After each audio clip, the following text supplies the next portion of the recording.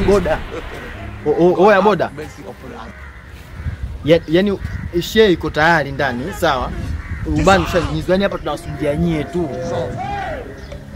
Mnafika saa ngapi? Afu ile kwani unamuonaje kwa jinsi unavyomuona? Maana dogo mimi nimemuona FB huyo.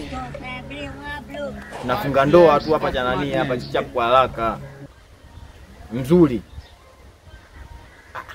Kwanza niambie kwanza huyo dogo analipa? Si unauli bwana, uli kuja kutoa mimi bwana. Yaani dogo muonekano wake apia jinsi alivyo ability analipa nini jinsi alivyo mazingira. Mambo ya vijana unaelewa tunapo nani tunapopendaga. Yuko vizuri. Mrefu. Yaani mrefu amenzidi hadi mimi kimo changu. Huyo twiga anakula majani ya juu, hamna shida. Mpana hivi akitembea kama anagwedema. Sasa hizi ndo pigo zangu hizo hapo pigo zangu mimi na hebu niambie kwanza.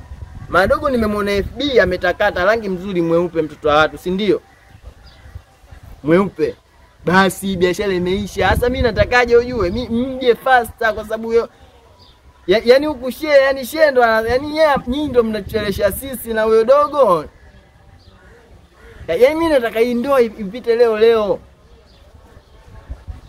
Hilo swali limeisha, yani kila kitu kimeisha. Yuko poa. Kwenye rangi umesema rangi imefanyaje rangi?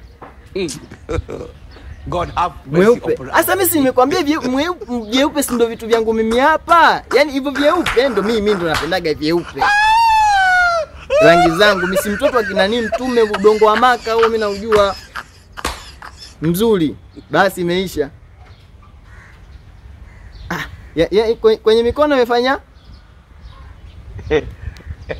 Yaani kama ndizi fulani hivi za kuchoma kwenye vidole. Huo mkorogo. Hili swala hili kwa kuwa tunajua mimi na shehe tu.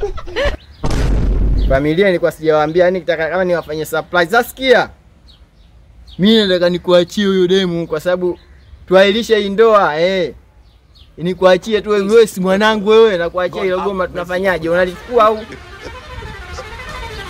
Haulitaki. Sasa sikia, mchukue huyo demu mzungushe turn around afu kambwage mbondole. Sawa? Haya.